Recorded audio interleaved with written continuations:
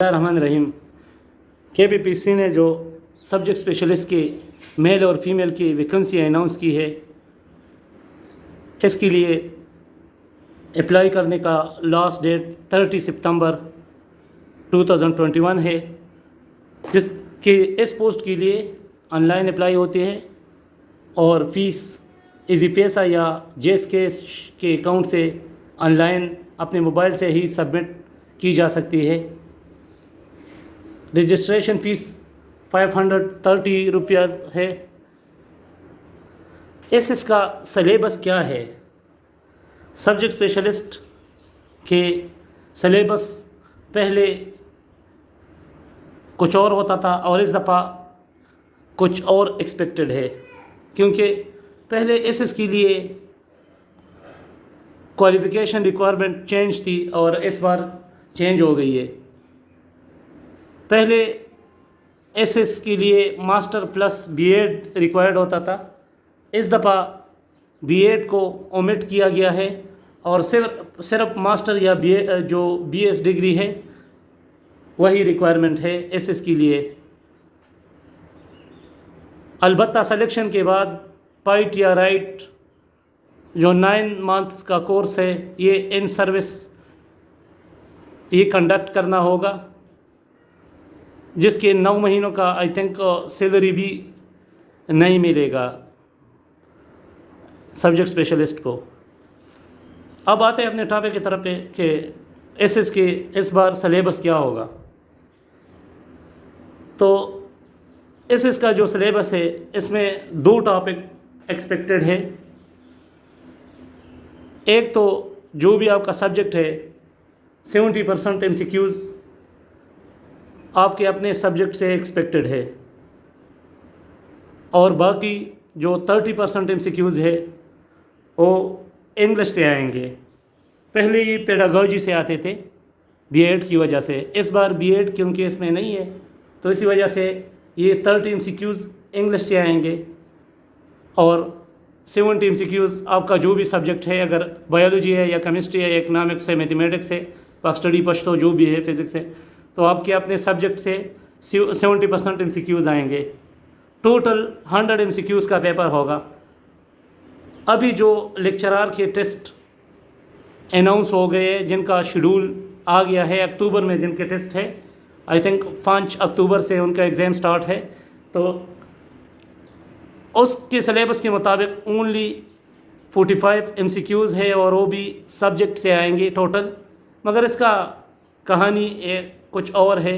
Government को इंतहाई जल्दी है, ये 6 किस्म के जो लेक्चरार हैं इनका बहुत ज़्यादा नीड है, इसी वजह से इनका प्रोसीजर थोड़ा गवर्नमेंट ने इजी बना दिया कि कम से कम टाइम में ये लेक्चरार की एलोकेशन हो जाए और ये कॉलेजों में जाके वैकेंसियाँ फिल कर सके। तो इसी वजह से इन्होंने 45 मार्क्स की एक छोटी सी शॉर्ट टाइम की पेपर रखी है। मगर में इस तरह नहीं होगा। में 100 MCQs आएंगे, फुल पेपर होगा, 70 आपके सब्जेक्ट से और 30 इंग्लिश से आएंगे। इंग्लिश इंतहाई हाई स्टैंडर्ड का होता है KPPSC का इंग्लिश, जिसके लिए कंप्लीट तैयारी की ज़रूरत होती है।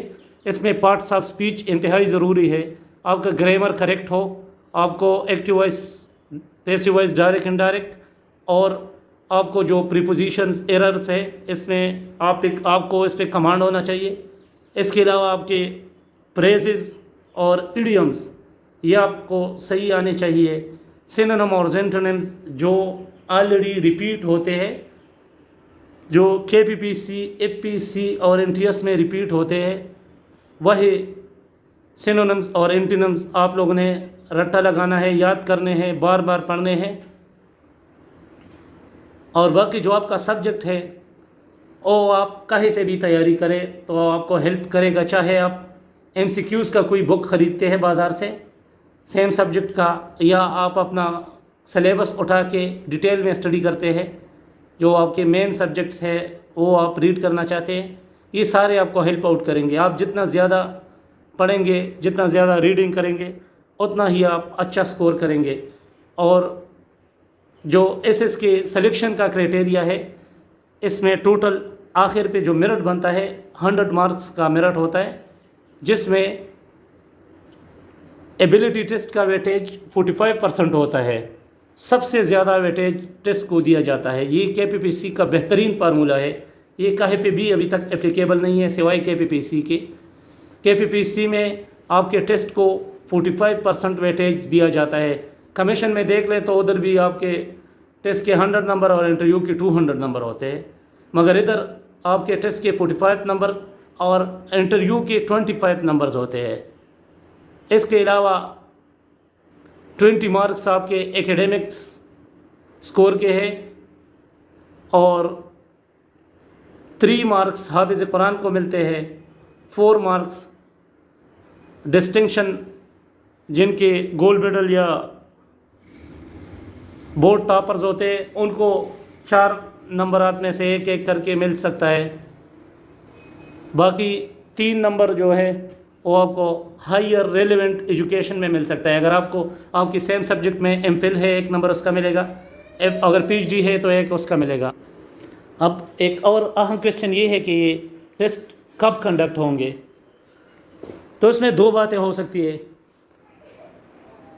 या तो इस टेस्ट में के कंडक्शन में 1 साल लगेगा, क्योंकि कमीशन को बहुत ज़्यादा टास्क अभी पेंडिंग है।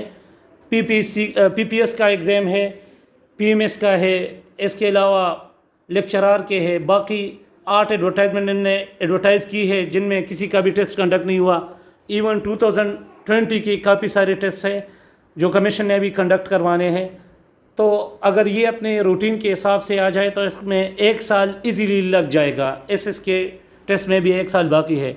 और या फिर कमीशन एक स्मार्ट वर्क के ज़रिए, जो इनका फार्मूला है कि एक ही सब्जेक्ट में डबल टेस्ट लेते हैं, तो इन्होंने कमीशन ने अगर अभी लेक्चरार के टेस्ट के साथ इसको मर्ज करे जो बाकी सब्जेक्ट है। कुछ लेक्चरार के टेस्ट तो ऑलरेडी अनाउंस हो गए हैं, 5 अक्टूबर से स्टार्ट हो रहे हैं, मगर जो अनाउंस नहीं हुए जो नवंबर दिसंबर में होंगे, उनमें अगर कमीशन चाहे तो इसी एग्ज़ामिनेशन को उधर मर्ज कर सकते हैं और सेम फार्मूले के मुताबिक टेस्ट ले सकते हैं।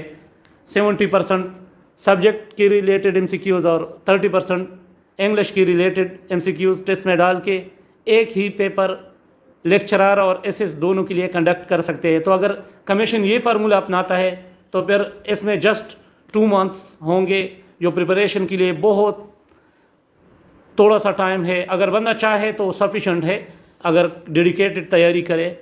मगर अगर कमीशन लेक्चरार की टेस्ट वैसे अनाउंस कर लेती है तो फिर इसमें 1 साल ज़रूर लगेगा। बाकी अगर किसी की कोई भी क्यूरी हो इसके रिलेटेड तो कमेंट सेक्शन में ज़रूर पूछे और वीडियो को ज़रूर लाइक करें। अगर अच्छी नहीं लगती तो बेशक अनलाइक करें, हमें पता चलेगा आप लोग के फीडबैक की